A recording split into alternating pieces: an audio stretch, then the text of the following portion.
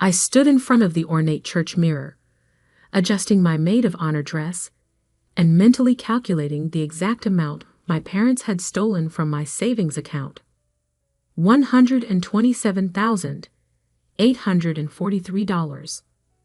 Money I'd earned through years of careful investment and countless late nights building my consulting business. Isn't this perfect? My sister Madison twirled in her designer wedding gown, the one that cost exactly $23,651 of my money. I still can't believe how everything worked out. Meeting James at that charity gala, and now here we are. I forced a smile, remembering the real story of how she met my business partner. The story she didn't know. Yes, I replied softly. Everything worked out exactly as planned. 6 months earlier, I had sat across from my parents at our family's weekly dinner, listening in shock as they casually announced they'd borrowed my savings for Madison's wedding. "Honey, you understand," Mom had said, patting my hand. "Your sister only gets married once, and James comes from such a good family. We couldn't let her have anything less than perfect. You had no right." I'd managed through clenched teeth. "That was my money." "Don't be selfish," Dad cut in. "Madison needs this. Besides, what were you doing with all that money anyway? It's not like you have anything important to spend it on." I'd looked at Madison, waiting for her to say something, anything. But she just sat there, examining her fresh manicure, a satisfied smile playing on her lips. What they didn't know was that those savings had been earmarked for a crucial business expansion. I'd been planning to buy out our biggest competitor, a deal that would have doubled our market share overnight. "I can't believe you're being so dramatic about this," Madison had sighed. "It's not like you have a wedding to save for. When was your last date anyway?" That night, I'd called James, my business partner, and the only person who knew the full extent of my family's emotional manipulation. "They took everything, James. The expansion money, my emergency fund, all of it." His voice had been calm, measured. "I might have a solution, but you'll have to trust me completely, and it's going to take time." "I trust you," I'd said without hesitation. James and I had built our company from nothing, working 80-hour weeks, surviving on coffee and determination. He was the brother I should have had instead of the sister who'd spent her life taking everything from me. "Good," he replied, "because I'm about to tell you how we're going to take over your family's company. And it starts with me meeting your sister." Now, watching Madison fuss with her veil, I thought about how perfectly James had played his part. The accidental meeting at the charity gala, the whirlwind romance, the proposal that had made headline news. James was, after all, one of the city's most eligible bachelors. My parents had been ecstatic. Their golden child marrying into serious money. It was everything they dreamed of. If only they knew that James's real value wasn't in his personal wealth, but in his shares of our company, Monarch Consulting. Shares that, combined with mine, would give us controlling interest in Anderson and Sons, my family's century-old business, once the merger papers were signed tomorrow morning. "Sarah?" Madison's voice pulled me from my thoughts. Earth to Sarah. "Mom wants to know if you've got the marriage license. She said she gave it to you for safekeeping." I patted my purse, feeling the weight of the envelope inside. "Got it right here." What I didn't mention was that nestled beside it was another envelope, one containing merger documents that would transfer control of Anderson and Sons to Monarch Consulting the moment Madison and James said, "I do." A knock at the door interrupted us. Mom bustled in, already dabbing at her eyes with a monogrammed handkerchief. "Oh, my beautiful girls." She hugged Madison carefully, mindful of the expensive dress. Then she turned to me, her smile faltering slightly. Sarah, dear, couldn't you have done something more with your hair? This is your sister's big day. I touched my elegant chinman, the one that had cost $200 at the best salon in town. It's fine, Mom. Well, at least you're not completely overshadowing your sister's moment, she sighed. Though that dress is a bit much, don't you think? I glanced down at the designer gown I'd chosen specifically because it was more expensive than Madison's.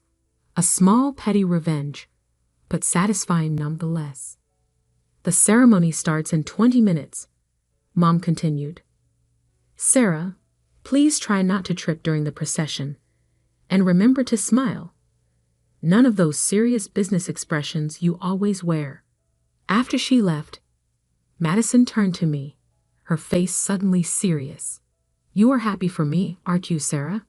I know you and James worked together, and maybe you had a little crush on him. I cut her off with a laugh. Trust me, Madison. James is exactly where he's supposed to be. My phone buzzed. A text from James. Everything ready? All set, I replied. See you at the altar. Madison was fixing her makeup one last time when Dad came in. Princess, it's time. He turned to me. Sarah, don't forget your part. Simple and dignified, remember? I nodded, thinking of the other role I'd be playing today, the one that would change everything. As the wedding coordinator lined us up, I felt the weight of both envelopes in my purse. One would make my sister Mrs. James Porter. The other would make me CEO of Anderson and Sons. The organ music began, its triumphant notes filling the massive church. I stepped into line behind the bridesmaids, a small smile playing on my lips. Ready? The coordinator whispered. More than ready. I'd been preparing for this moment for 6 months. The doors opened, and I began my walk down the aisle, past hundreds of guests who had no idea they were about to witness not just a wedding, but a corporate takeover. At the altar, James stood tall and handsome in his tuxedo. He caught my eye and gave me the slightest of nods. Showtime. The ceremony proceeded like a perfectly choreographed dance. Madison floated down the aisle on Dad's arm, guests murmuring appreciatively at her designer gown. In the front row, Mom dabbed her eyes with her handkerchief, the massive diamond rings on her fingers catching the light. Rings bought with profits from the company I was about to take over. When the minister asked for the marriage license, I opened my purse with steady hands.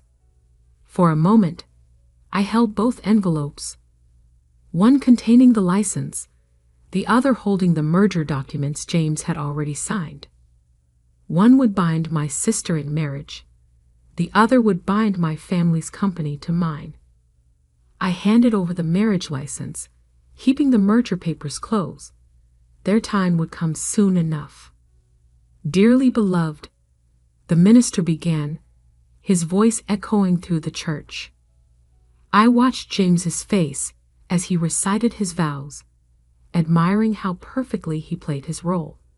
Not a single person in the cathedral suspected that this wealthy, charming man was about to help me orchestrate the biggest business coup in our city's history. I do, Madison said, her voice trembling with emotion. If only she knew what those words would really set in motion. As James slipped the platinum band onto Madison's finger, I felt my phone vibrate silently in my purse. Right on schedule, our lawyers confirming that everything was in place. At the reception, I stood to deliver my maid of honor speech. The ballroom of the Ritz-Carlton sparkled with expensive decorations, all paid for with my stolen savings.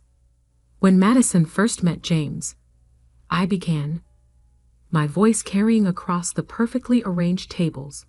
She thought she was the luckiest girl in the world.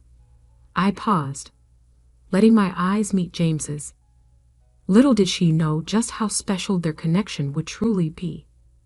The crowd chuckled, interpreting my words as sisterly affection. Only James understood their real meaning. As I sat down, Dad stood up, champagne glass in hand.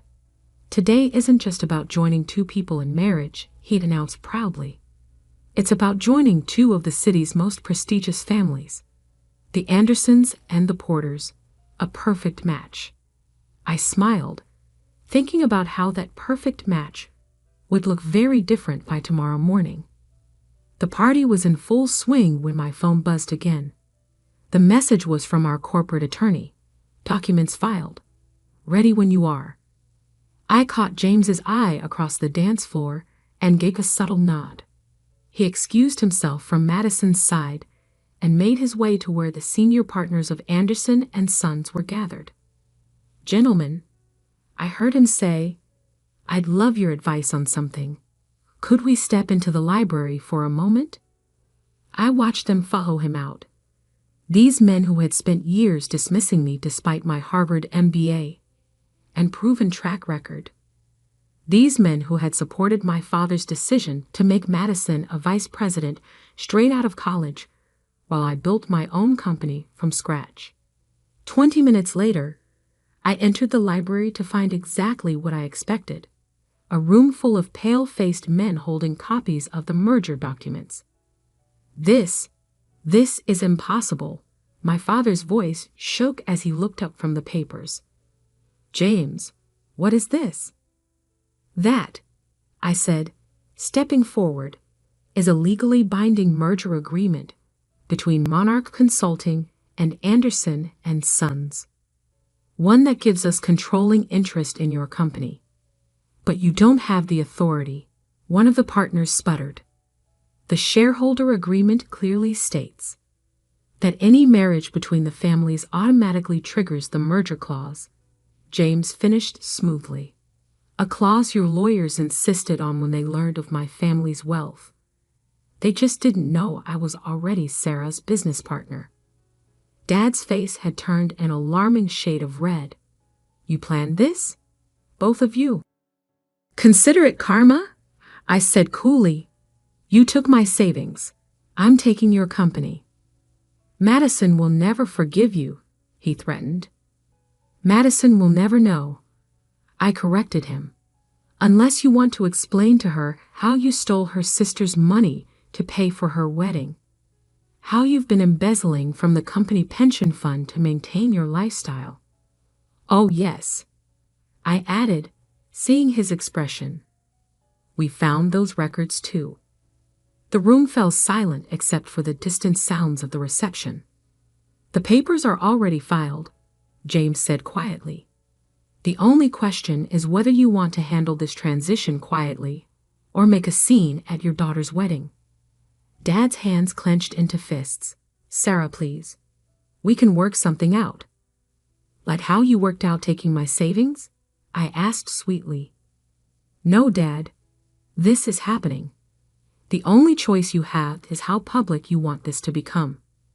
One of the partners cleared his throat. "Robert, maybe we should discuss this calmly. If what they're saying about the pension fund..." Dad's shoulders slumped in defeat. James gathered the signed documents while I stood by the door, watching these powerful men come to terms with their new reality. "Oh, and Dad," I said as they filed out, "don't worry about paying me back for the wedding. Consider it a gift, the last one you'll ever get from me."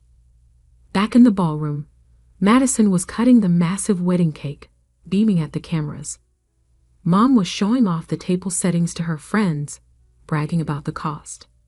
If they only knew that every crystal glass, every flower arrangement, every perfect detail of this wedding had helped fund their own downfall. I picked up a champagne flute and watched the bubbles rise. By this time tomorrow, I would be CEO of both companies. The empire my grandfather built, that my father nearly destroyed, would be mine. "Everything okay?"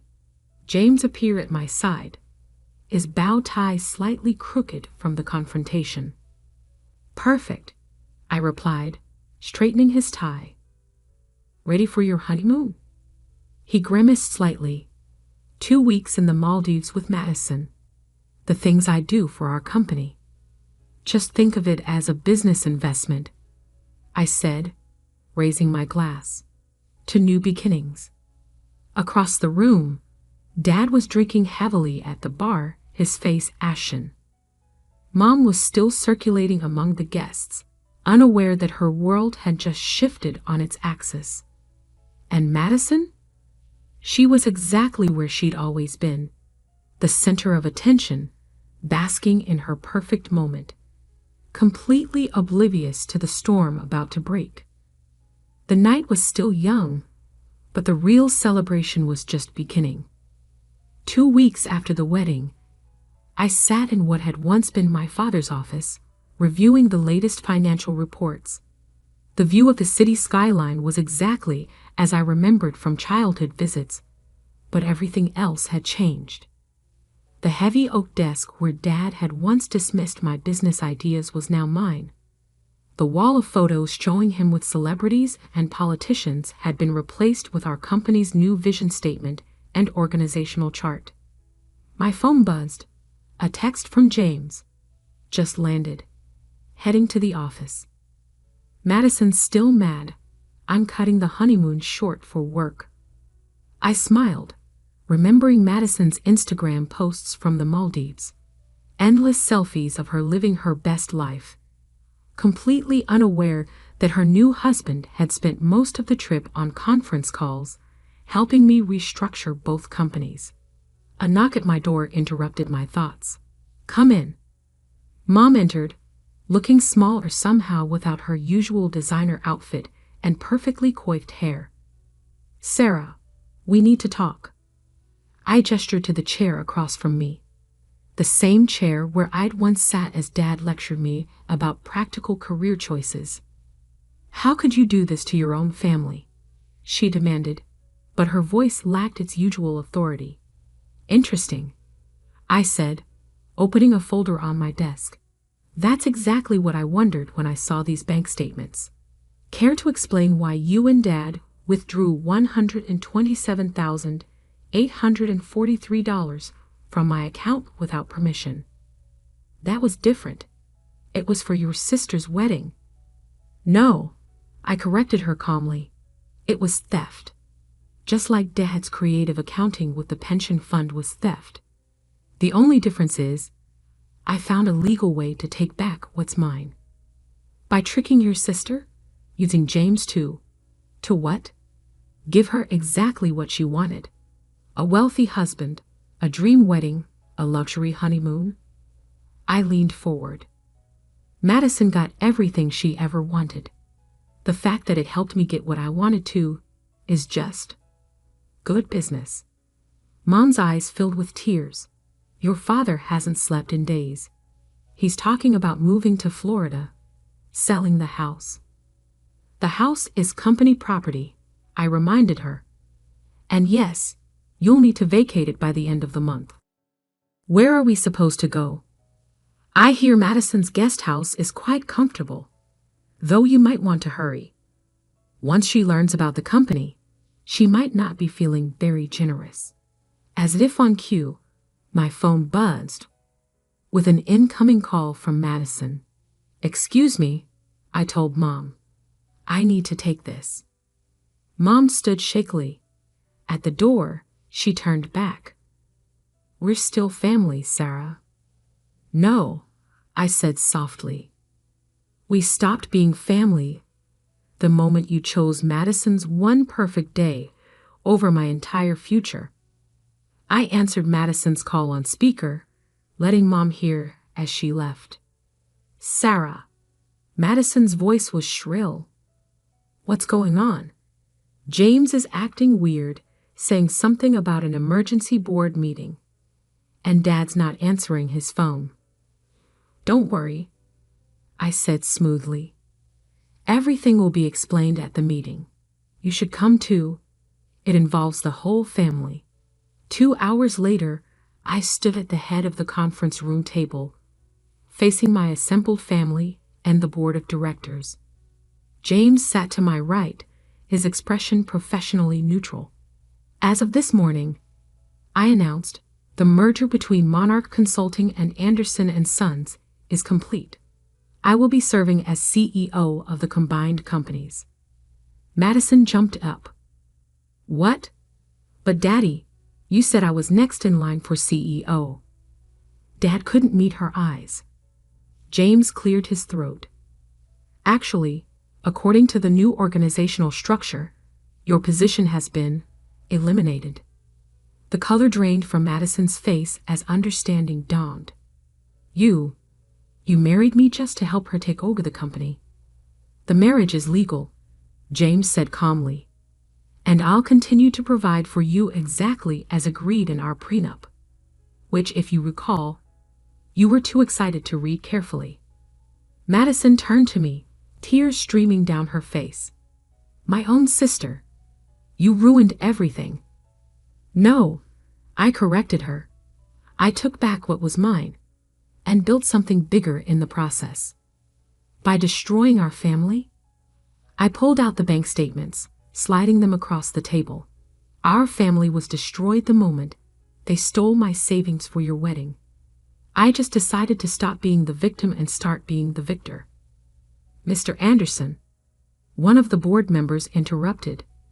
Given the circumstances with the pension fund, we believe it's best if you announce your retirement immediately. Dad nodded numbly. Madison looked between our parents in confusion. Pension fund? What pension fund? Ask them, I suggested. Ask them about all the creative accounting they did to maintain their lifestyle, to pay for your cars, your clothes, your perfect wedding. The board members began filing out, leaving our family alone in the wreckage of what we'd once been. You'll regret this, Madison spat, grabbing her designer purse. All of it. Actually, I said, I've never been more certain of anything in my life. After they left, James loosened his tie. Well, that went about as expected. I stood by the window, watching my family exit the building below. Mom and Dad walking slowly, shoulders slumped. Madison storming ahead, already on her phone, probably calling her friends to complain about her evil sister. Any regrets? James asked quietly. I thought about years of being second best, of working twice as hard for half the recognition, of having my dreams dismissed and my savings stolen. Just one, I replied. That I didn't do this sooner. 1 year later, I stood in the same spot, but the view was different. Under my leadership, the merged company had doubled its market share. The pension fund had been fully restored, the corporate culture transformed. My phone buzzed with a text from Madison. Heard about the company's success. Ready to talk? I deleted it without responding. Some bridges weren't meant to be rebuilt. James appeared in my doorway. Board meeting in 5. Ready to show them the expansion plans? I gathered my papers, pausing to straighten a new photo on my wall. One showing me and James at the company's last charity gala.